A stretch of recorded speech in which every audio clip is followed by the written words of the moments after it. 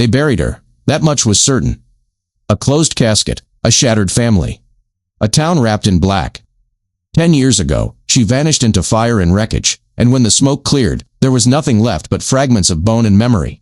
They said it was enough. They said she was gone.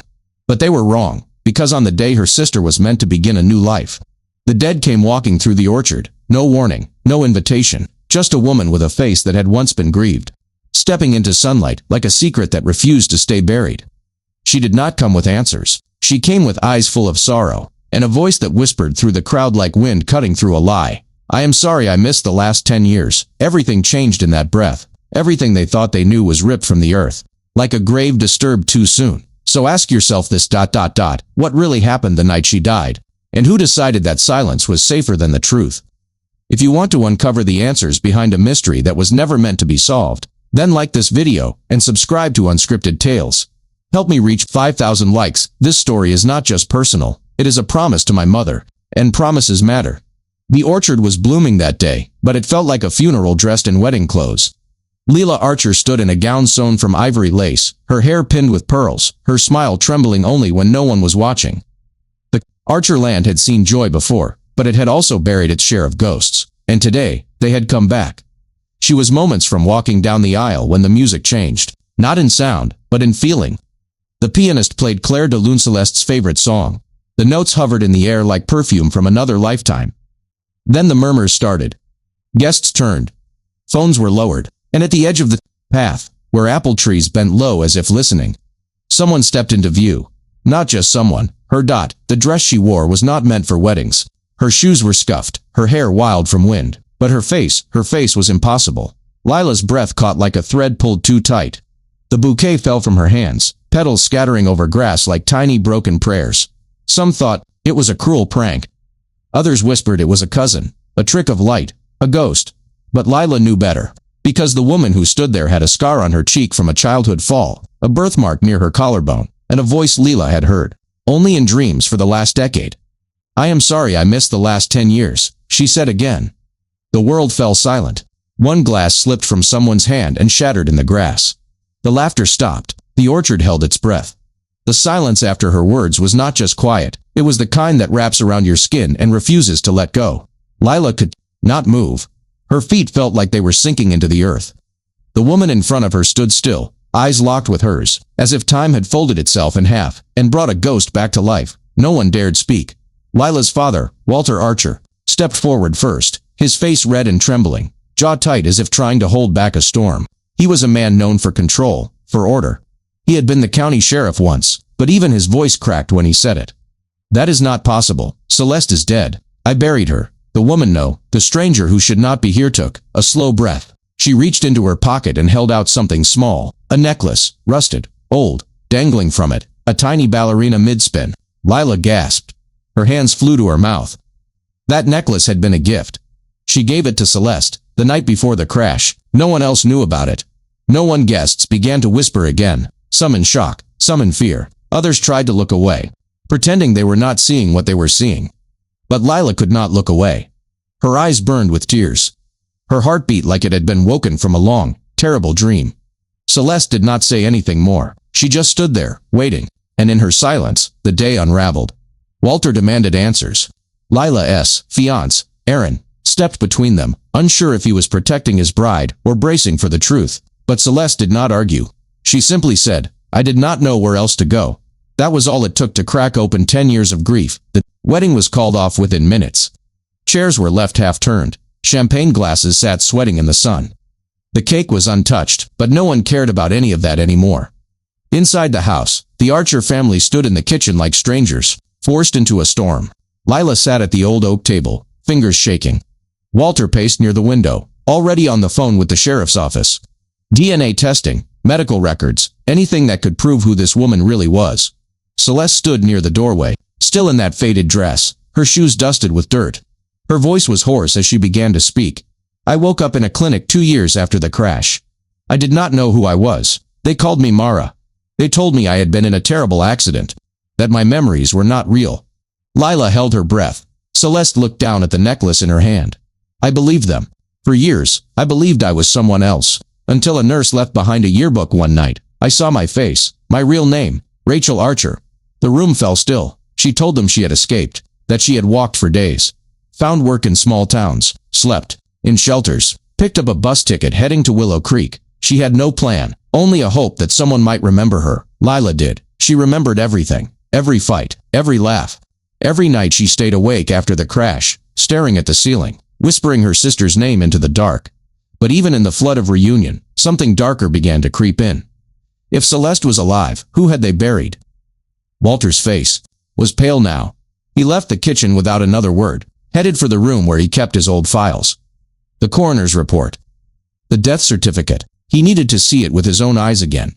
And upstairs, in the guest room that used to be Celeste's, she traced her fingers across a shelf still marked with a faded sticker. Private, Celeste only. The house felt like a memory cracked in half. That night, long after the guests had gone and the sky had faded to ink, Leela opened the door to her sister's room. Celeste sat on the bed, staring at a photo of their mother. She had passed away 6 years earlier. I missed her funeral, Celeste whispered. Lila could not speak. I did not even know she was gone. I thought she would be here. Lila sat beside her and held her hand. Who kept you from us, Cel? Celeste looked up, her voice low, her eyes distant.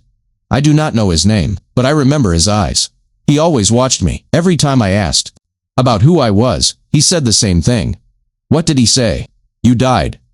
That is all you need to know. Outside, a motion sensor clicked. A light flicked on in the backyard. Shadows stretched through the orchard. Something moved between the trees. Just for a second, Lila stood and walked to the window. Her heart thumped. Did you see him? Celeste asked quietly. Lila turned, confused. See who? Celeste's voice dropped to a whisper. The man who told me I was dead. He used to wear a green jacket. Lila froze. Her voice barely came out. Dad used to have a green sheriff's jacket. Celeste went pale. Her eyes locked on Lila's. Then it might not have been a stranger after all. Something buried was just starting to stir, and they were not ready for what it would bring to the surface. What was really in the coroner's report? Walter could not stop reading. Walter Archer sat alone at the dining table, the old coroner's file laid open in front of him. The paper had yellowed with time, but the words were still clear. Name, Celeste Archer. Cause of death, fire-related injuries. Identification, partial dental match. No personal belongings recovered. No necklace listed. That line caught him like a hook in the chest. No necklace found. And yet, upstairs, his daughter, the one he buried, was holding that same necklace in her hand. The ballerina charm. The one that had vanished the night of the crash. His hand began to shake. He closed the file and locked the drawer, but the truth would not stay shut. Lila could not sleep that night. She sat on the stairs, staring at the dark window, waiting for another shadow to move in the orchard. Every branch that shifted made her heart skip. Every creak in the wood made her wonder if someone was already inside. She needed answers. By morning, the house was heavy with questions. No one wanted to ask out loud, but Celeste was ready to speak. Her voice was slow, steady, like someone walking carefully through broken glass. The night of the crash, she remembered driving out of the hospital parking lot. She had worked a long shift. She was tired, but something was off. She saw headlights. Bright ones, coming fast. Then, a sharp turn. A door ripped open. Hands grabbed her. Something sharp pressed against her neck. After that, only flashes, a burning smell, voices in the dark, and then, nothing. She woke up in a place with white walls. The lights were always on. No windows that opened. A voice told her she was Mara Whitlow, that her past was too painful, that her memories were lies. She lived like that for years, drugged, disoriented, every time she asked about herself. They gave her pills, told her to write in a journal, told her to let go, and slowly, she started to forget. Until one night a new nurse came. Quiet, kind. She left a yearbook on a staff table by mistake. Celeste found it. Her own face stared back at her from the page. Celeste Archer, most likely to save the world. That one photo cracked everything open. From that night, memories began to return. Little ones at first, her sister's laugh, her mother's voice. The way the orchard smelled after rain. She stopped taking the pills, pretended to sleep while planning how to escape, and then, one early morning, she slipped through a broken side gate, walked for miles, caught rides when she could, found work cleaning motel rooms. Lived with cash, under different names. Until she saw a bus ticket on a dresser. One word jumped out. Willow Creek. She took the chance. Lila listened to every word, her hands clasped tightly in her lap. She wanted to believe it all. Her heart did believe, but her Mind kept asking the question that would not stop. If Celeste was here now, then who had they buried? They needed help. Someone who could answer what they could not. That afternoon, Walter drove into town. He walked into the coroner's office, old badge in hand, voice low and firm. He wanted access to every file, every report, every photo from 10 years ago. At home, Leela sat in the attic, digging through boxes. She was not sure what she was looking for. Maybe a sign, maybe a memory. She found Celeste's old backpack, still zipped, untouched since the crash. Inside was a photo strip from the county fair. The two of them laughing, mid-bite of cotton candy. Celeste had written on the back, in her sharp slanted handwriting, "Even when I am not around. Always love you, always." Lila pressed the photo to her chest. Her sister had never truly left her, and yet something still did not sit right. Celeste had lived, but someone else had died in her place. Who was the girl in the car that burned? And why did the records claim they found no necklace, when it never left Celeste's neck? The answer was not just hidden, it had been buried. On purpose. What secret had Walter kept locked in that drawer all these years? Walter did not sleep that night. He sat in his office, the door locked, blinds shut tight. In front of him, two files. One old, one new. The past and present staring him in the face. The old file held the original death report, a body burned beyond recognition. Clothing matched. ID found near the wreck. Dental confirmation listed. But no necklace, no fingerprints. The new file had just arrived, a fresh DNA test. A swab taken from the woman now sleeping upstairs in her old room. He had not opened it yet. His hand hovered over the envelope like it might explode. Because deep down, Walter already knew. Lila stood in the hallway, watching the light spill out from under his door. She wanted to knock, wanted to scream, but instead, she went to the kitchen, sat at the table, waited. By morning, Walter emerged, older somehow, like the truth had drained something out of him. He handed the envelope to Lila, without a word. She opened it slowly. The test was clear. 100% match. Celeste Archer. The woman in the guest room was not a look-alike, not a cousin, not a trick. She was her sister. Lila let out a sound, between a breath and a sob, and yet, instead of relief, something colder crept in. If this was her sister, then they had buried a stranger. Upstairs, Celeste was already awake. She stood by the window, the morning light touching her face like it was trying to recognize her. Leela walked in, holding the test. Celeste did not turn. "I knew it," she said softly. "I felt it in my bones." Leela joined her at the window. "I believe you. I think I always did." Celeste nodded, but her eyes stayed fixed on something outside. The orchard, the trees, the place where her memory lived in pieces. That day, the questions grew sharper. Lila began digging deeper. She searched through old emails, photos, local newspaper archives. She looked for anything from the weeks before Celeste disappeared, and that was when she saw it. A photo from a town event, just days before the crash. In the background, parked near the Archer truck, a dark sedan, same one that had been reported stolen from a nearby town. No one ever followed up on it. No investigation. No questions. Just silence. Celeste sat with Leela that afternoon, answering everything she could remember. Her voice was steady. Her hands never stopped moving, tracing the edge of her necklace, tapping the table, as if trying to stay grounded in a reality that had almost erased her. She remembered the room she woke up in. White walls, a soft hum in the ceiling, no clocks, no windows. They told her her name was Mara. They said her memories were imagined, that she had been unstable since the accident. They kept her there for 2 years before moving her to another facility. They told her she had no family, that she had been forgotten. She believed them. Until the yearbook, until the nurse with soft eyes. Her name was Clara, Celeste whispered. She used to leave behind books, notes, quiet kindness. One night she left a yearbook on the wrong table. That was the moment it all came back. From there, she had made a plan. Weeks of pretending, saving, watching, and then she ran. Lila listened, trying to picture it. Her sister walking through strange towns, alone, no name, no voice. She asked the one question she had held in her chest since the moment Celeste appeared. Why come back now? Why on my wedding day? Celeste looked at her, eyes full of pain. I did not plan it. I saw the ticket. I saw the name Willow Creek, and I took the chance. Lila reached for her hand. You saved me once. When we were kids. I think you just did it again? That night, Walter left the house quietly. He drove toward the coroner's office once more, but halfway there, he turned. He did not tell anyone where he was going. He just drove, and when he returned hours later, his hands were empty. But his eyes held something heavy, something broken. He did not speak, Not even at dinner. Celeste watched him from across the table. He knows more than he is saying, she whispered to Lila later. Lila nodded. She had seen it too. The way he looked at her, not like a man seeing a miracle, but like a man facing a memory he tried to bury. What was the real reason Walter signed off on a death that never truly belonged to his daughter? Walter Archer sat in silence long after. The house had gone quiet. The kitchen light buzzed above him, casting a pale glow on his tired face. He stared at a photo on the wall, one that had never been taken down. It showed both of his daughters in the back of an old pickup truck, tangled hair, sunlit laughter, Celeste gripping Lila's hand like she would never let go. He stood up slowly, walked down the hallway to the living room, pulled a small key from under a floorboard near the fireplace. Then he unlocked a drawer built into the cabinet. Inside was a sealed envelope. No label, no stamp, just weight. He did not open it. He just sat back down. Upstairs, Lila was not sleeping either. She lay in bed, staring at the ceiling, thinking about every strange thing she had brushed off in the days before Celeste vanished. The phone call with no voice on the other end. The mailbox left open, even when she was sure she had shut it. Celeste had mentioned them once, nervous, but calm. Back then, everyone thought she was just stressed. Now Lila wondered how many warnings.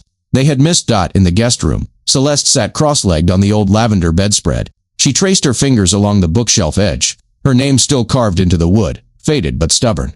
She opened a drawer and found something folded at the back. A note, her own handwriting. "If I ever forget who I am, I will come back here." She closed her eyes, breathed in. She was home, but it no longer felt safe. The next morning, Walter was gone before sunrise. No one saw where he went. Lila checked the shed. The truck was missing. Celeste stood in the doorway with a towel around her, shoulders, her hair damp, her eyes more awake than they had been in years. "He is hiding something," she said. Lila nodded. They both knew it now. That afternoon, a package arrived. No return address, just their last name written in uneven letters across the front. Lila opened it on the porch. Inside was a photograph. Bent at the corners, a grainy image of Celeste lying in a hospital bed. Her hair was shorter, her face pale, and below her a small printed date, March 7th, 4 years after she was declared dead. Lila froze. Celeste stepped forward slowly, looked at the photo, and whispered, "That is me. I remember those sheets. They were blue, with stripes. Only one bed in the clinic had them. They called it the ocean bed." Lila turned the photo over. A message was typed on the back. "You were never supposed to come back." The words felt like ice in her hands. They showed it to Walter when he returned. He barely looked, just sat at the table. Said the local store's security camera had been broken. For weeks, nothing could be reviewed. Lila did not believe it. Neither did Celeste. That night, Celeste had a dream, a hallway with no doors, only mirrors. She walked past them, but her reflection did not move. It stared straight ahead, empty, watching, and when she tried to scream, only smoke came out. She woke with the scent of antiseptic in her nose. She sat up fast, heart racing. The room was dark, still, but she knew that smell. She had lived in it for years. Across the hall, Lila checked her email. A new message had arrived. No name, just the subject. "You are in danger." She opened it. Attached was a medical file. It was stamped with Celeste's real name. But across the top, one word in red ink, "Deceased." Lila scrolled. Sedatives listed. Memory suppression. A discharge form from a private facility in Montana. And at the bottom, signed by Dr. Victor Lang, the same coroner who had declared Celeste dead 10 years ago. Her hands began to shake. She printed the file, showed it to Walter the next morning. He stared at the signature for a long time, then finally said, "Lang retired 5 years ago. Moved to Arizona," said the cold made his bones ache. Lila asked if he ever mentioned Celeste's case. Walter hesitated, then whispered it was the only one he never felt right about. Celeste stood near the door, listening. She looked at Lila, then down at the necklace in her hand. "I remember Lang," she said softly. "He came to the clinic once. I was half awake. He said he was there to check progress. But then he looked at me, and he looked afraid." Lila stepped closer. "What else did he say?" Celeste's voice dropped to a whisper. "He told someone. We buried the wrong girl." What really happened the night someone decided to make Celeste disappear? Lila did not speak for a long time. She sat with the printed file in her lap, fingers gripping the edges. Her thoughts raced but kept circling back to the same line. We buried the wrong girl. Celeste stood near the window, arms crossed. She had not slept since the dream. The smell of antiseptic, the hallway of mirrors, the smoke in her throat, it had all felt too real. like something from her past, trying to remind her that it was not done with her yet. The house was quiet, but not in a peaceful way. It was the kind of quiet that hummed beneath your skin, that watched you from corners. That night, just after midnight, Lila walked downstairs to get a glass of water. As she reached for the handle, she saw something on the floor, an envelope. Someone had slid it under the front door. No postage, no handwriting, just a single photo inside. It was another picture of Celeste in the clinic. This time she was sitting upright, wires taped to her arms, a blank expression on her face. The date on the photo read March 9th, 2 days after the last one. And this time, there was no message on the back. Just silence. Lila woke Celeste immediately. They stared at the photo together. That was not the worst part. Behind the clinic window, barely visible through the glass, stood a figure, a man, shoulders wide, wearing something unmistakable. A green sheriff's jacket. Celeste's voice broke as she whispered, "That was him. The one who told me I was dead." Lila did not want to believe it, but she had seen the jacket before. In old photos of her father. Back when he was sheriff. Celeste met her eyes. "Do you still think it was someone else?" Lila could not answer. The next morning, Walter was gone again. No note, no message. His office was locked on inside the shed out back. Celeste searched for anything left from the past. She pulled up a loose floorboard, something she used to do as a child when hiding candy. But instead of sweets, she found something else, a metal lunchbox. Wrapped in cloth. Inside, dozens of photographs. All of her in the clinic, sleeping, sitting, staring into space. Some with restraints on her wrists, some with her eyes open, looking straight at the camera. Lila flipped through them in disbelief. "You hid these?" Celeste shook her head. "I do not remember, but I must have." Before I escaped, Lila pulled out one photo, held it up to the light. In the reflection of the clinic window, the same man stood watching again. Green jacket, face unclear, but the shape, the posture, the presence. It looked exactly like Walter. They took the photo to him that night, sat him down at the table, placed it in front of him without saying a word. He looked at it for a long time, then he closed his eyes. "I tried to protect you both," he said quietly. "From what?" Walter's hands trembled slightly. "From the people I used to work for." Lila felt her stomach drop. "What do you mean?" 10 years ago, Walter had been brought a case he was not supposed to see. A girl, no name, found wandering near the woods outside a nearby town. She was scared, silent, said only one thing: "I am not who they say I am." She was taken to a private clinic for psychiatric evaluation. The county had a quiet contract with the place. Walter had tried to follow up, but was warned off. Then, 2 weeks later, his own daughter was in an accident, or what they all believed was an accident. Celeste stared at him, her voice sharp. "So you knew something was wrong. And you let them bury me anyway." Walter did not deny it. "I thought if I signed the report, they would stop watching us." Lila's voice cracked. "They did not stop. They only got better at hiding." Walter stood slowly. His eyes were tired. His voice hollow. "I thought silence would keep you safe." Celeste looked at him, like she no longer recognized the man who had raised her. "You did not keep us safe. You buried the truth and hoped it would stay dead." Outside, the trees rustled. A branch snapped. Then nothing. But inside the house, something had already broken. Who was the girl they buried 10 years ago, if it was never Celeste? The house was quiet again, but not calm. It was the kind of quiet that felt heavy, as if the walls were listening. Lila sat on the couch with the photos spread out in front of her. Every image of Celeste in the clinic pulled her deeper into confusion. Different angles, different days, same empty expression. But there was one photo that stopped her cold. Celeste stood behind her, looking over her shoulder. Her hand moved to her mouth as she whispered, "That is not me." Lila looked up. "What do you mean?" Celeste pointed at the girl in the picture. The posture was the same, the hair, even the scar on the knee, but something was off. Her eyes, they were hollow, distant. "That is not how I looked. Not in those days. I remember feeling afraid, but I never looked like that." Lila stared closer. "You think this is someone else?" Celeste hesitated, then nodded. "There was another girl in the facility.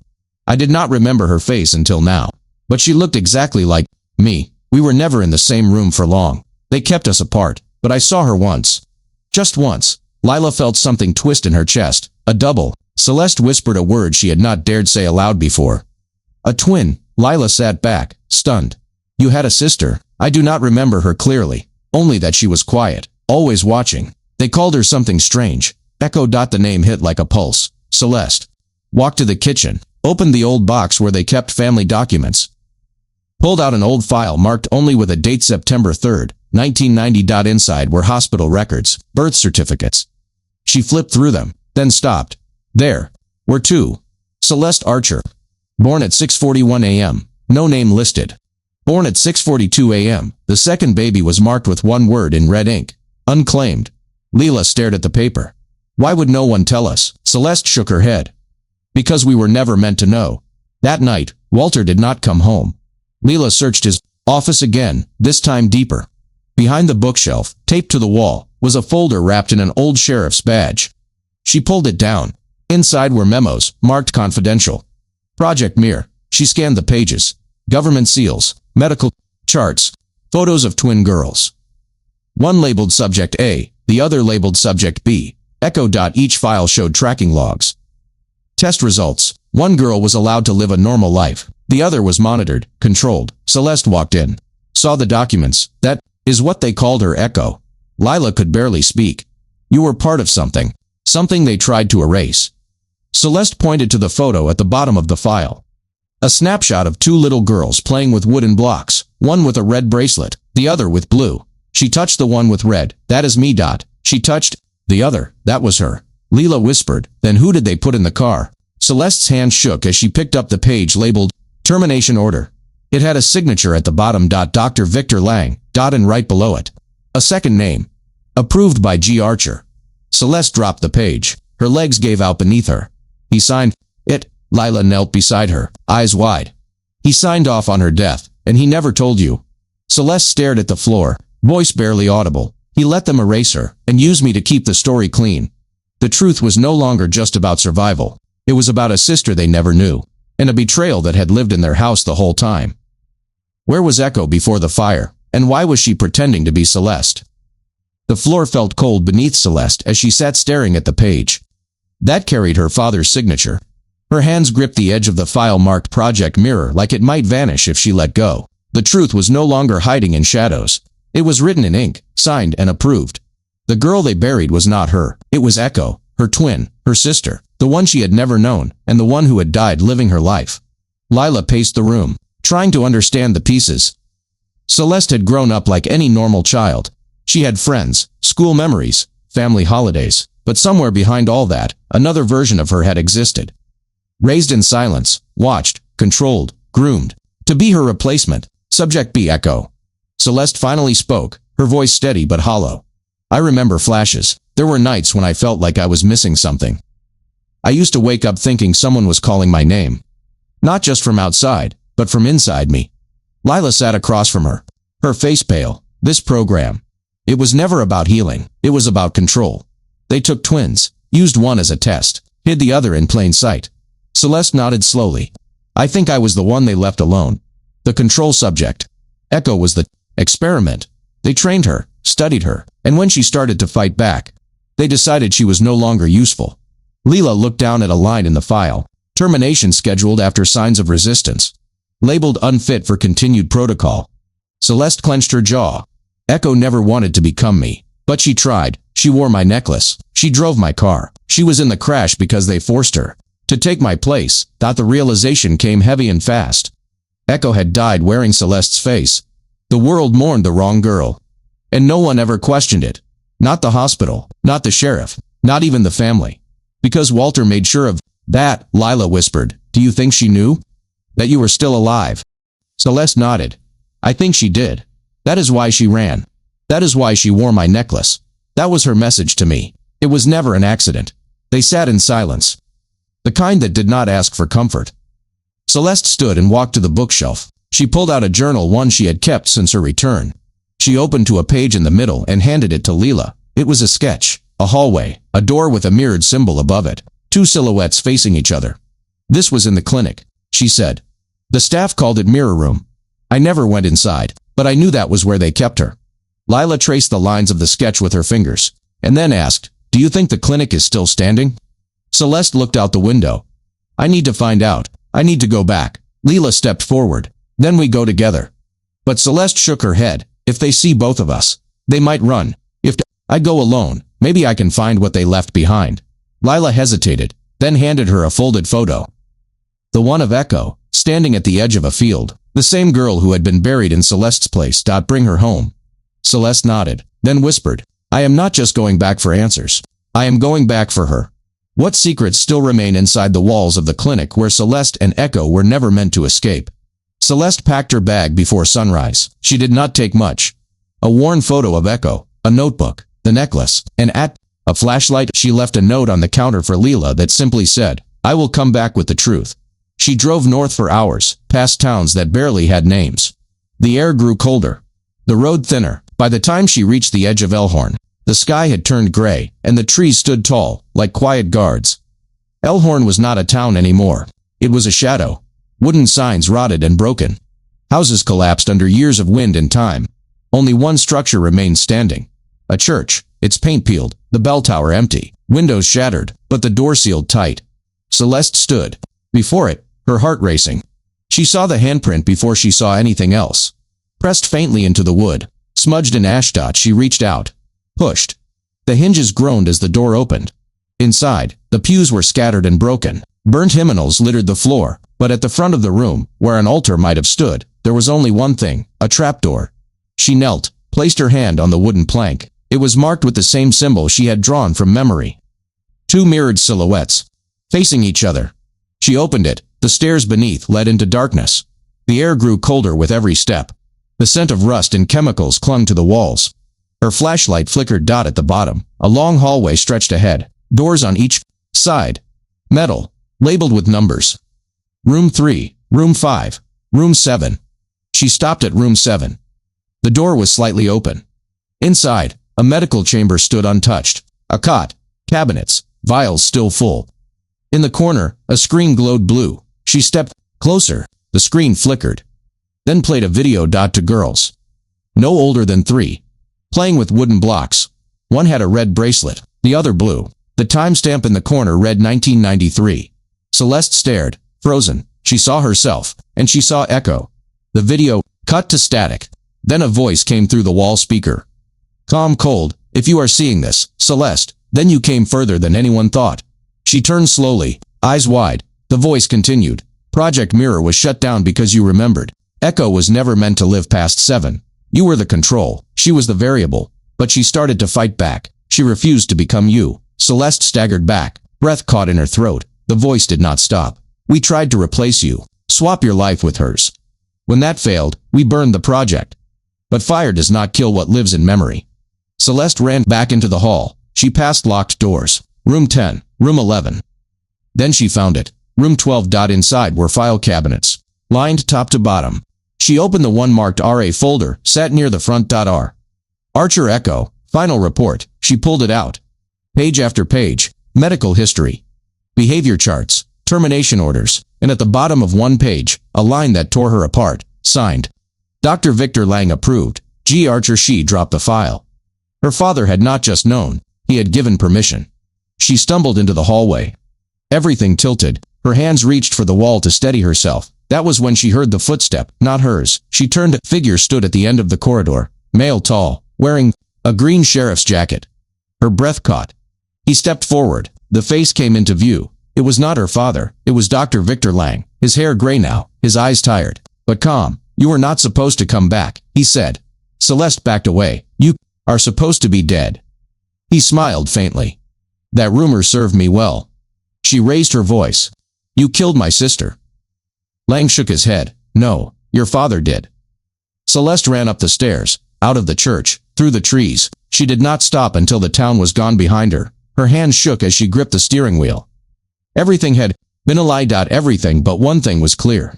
Now. Echo had not just died, she had died trying to save her. What truth still waited in the shadows of the sister Celeste never got to know. The sky above Willow Creek was still dark when Celeste returned. The front porch light flickered as she stepped up the stairs. Her clothes were dusty, her eyes hollow. In her hand, she held the folder that had broken everything. The truth weighed, heavier than anything she had ever carried. Lila opened the door, already awake. She froze when she saw her sister, then stepped forward and caught her before she collapsed. He signed it, Celeste whispered. His name was on her death. Lila helped her to the couch.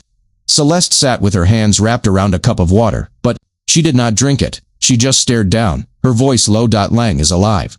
He was there, he said it himself. They tried to replace me. When Echo refused, they ended her. Lila asked softly, why would he do that? Because she remembered. Because she would not become me. The house was silent for a long time. Then Lila stood, walked to the table, and pulled out the stack of evidence. They had gathered photos, reports, the anonymous emails. We are not hiding this anymore. The next morning, they met with someone who had been watching the case for weeks. Helen Stokes, an investigative journalist with a history of taking down names no one else would touch. Helen had already heard rumors, but what the sisters brought her changed everything. Clara, the nurse who once helped Celeste, had vanished after the program shut down. But Helen had a contact, a retired medical staffer who owed her a favor. Through quiet whispers and hidden messages, they tracked Clara down. She was living under a different name, in a small Oregon town. Celeste went alone to find her.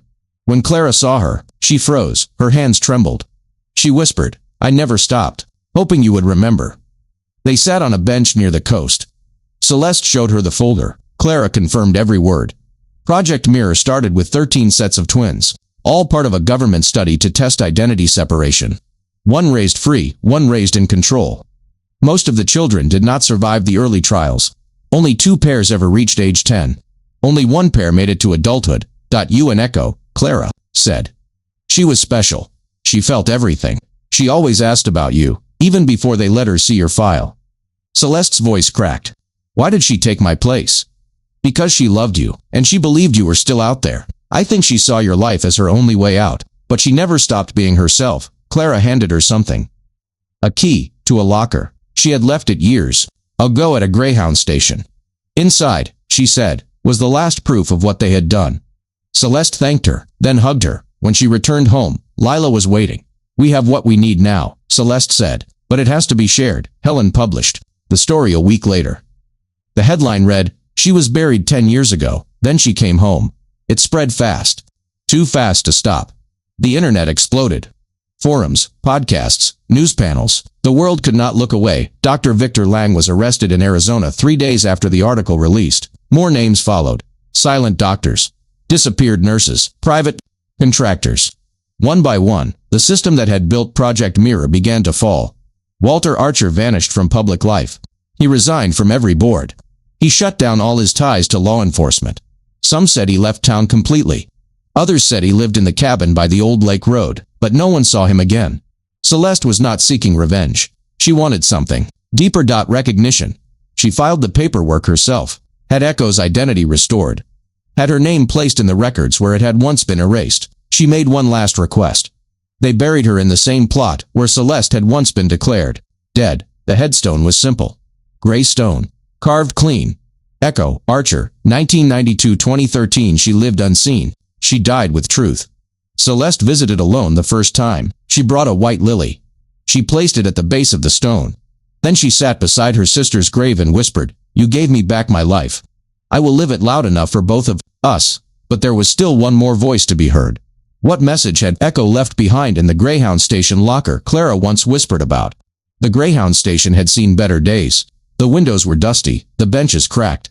No announcements played, just the sound of wheels rolling on tile, and the occasional shuffle of shoes against the floor. Celeste stood quietly near the row of lockers. She had never been here before, but her hands already knew what to do. She slid the key into locker 43. It clicked open with a low creak. Inside, wrapped in a sealed envelope, was a flash drive, a folded baby blanket. Red, soft, the kind given to newborns in hospitals. And beneath it, a manila file stamped with fading letters. Project Mirror Draft 2. Celeste sat in the waiting area and plugged the flash drive into her laptop. Files loaded slowly. Scans, reports, audio logs. Then one file stood out. A recording. She clicked it. The sound of static filled the headphones. Then a voice. Familiar, soft. If you are listening to this, then I hope you found your way back. I do not know if you are me, or if I am you, but I know we were never meant to be lost. It was Echo. Celeste closed her eyes and let the voice wash over her. They gave me your name, your face, but never your heart. That part was always yours.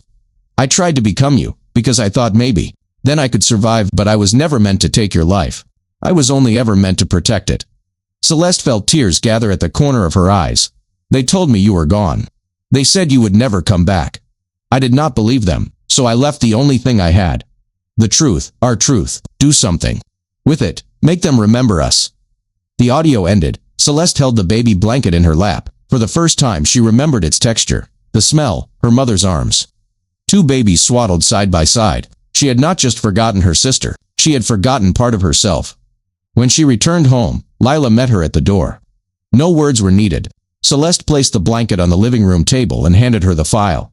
They spent the next days putting it all together. Every document, every voice, every image. They built a memorial not for press, not for attention, but for truth. On a quiet morning, friends, family, and the few who had dared to help came together in the Archer orchard. No white chairs, no music, just one wooden stand holding a photo of Echo, her smile quiet, her eyes strong. Celeste stepped forward, microphone shaking slightly in her hand. She spoke with a voice that had seen fire and silence, but still stood. I used to believe my story ended the day they said I died, but it did not end, because she would not let it. My sister gave up everything so that I could remember who I was. And now, I will never forget who she was. Behind her, the wind moved through the apple trees. The air held stillness, not emptiness. Echo Archer. She had no voice for so long. But now the world would never unhear her, as the crowd stepped forward one by one, to leave flowers at the base of the photo. Celeste stayed back with Leela. She looked up at the sky, then down at the headstone, placed just days before the plaque. Read, for the sister who died so I could live. For the girl they tried to erase, you were real, you always were. And beside the stone, a single yellow rose. What memory from their shared childhood did Echo leave behind, hidden in one final message? Celeste had not yet read. 1 year passed. The orchard had bloomed and withered again. The seasons moved on, but some moments remained untouched. Frozen in the air, like a breath never exhaled. Celeste had moved to Portland. She kept her life quiet. Not because she feared the past, but because she had already lived the loudest silence anyone ever could. She worked as a trauma counselor, helping women who had once been locked away like her. She shared her story only when it mattered, only when it helped someone else unlock their own. She still wore the ballerina necklace. It had stopped spinning years ago, but somehow, it never stopped moving. Lila stayed in Willow Creek. She married a man named Caleb Gentle Steady, never one to speak over silence. They kept their wedding small. No speeches.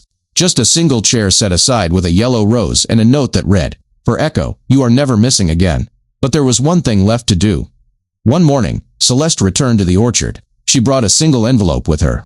Inside, a letter. The last one she had ever written. Addressed not to the world, not to the press, not to the people who had buried the truth, but to Echo. She sat by her sister's grave, unfolded the paper, and began to read aloud, "Dear Echo, I do not know what lives beyond this life. I do not know if souls walk side by side or if memories drift like smoke in the trees. But I know this. You lived. You were real. You were not a test. You were not a number. You were my sister. They gave you my name, but you made it yours.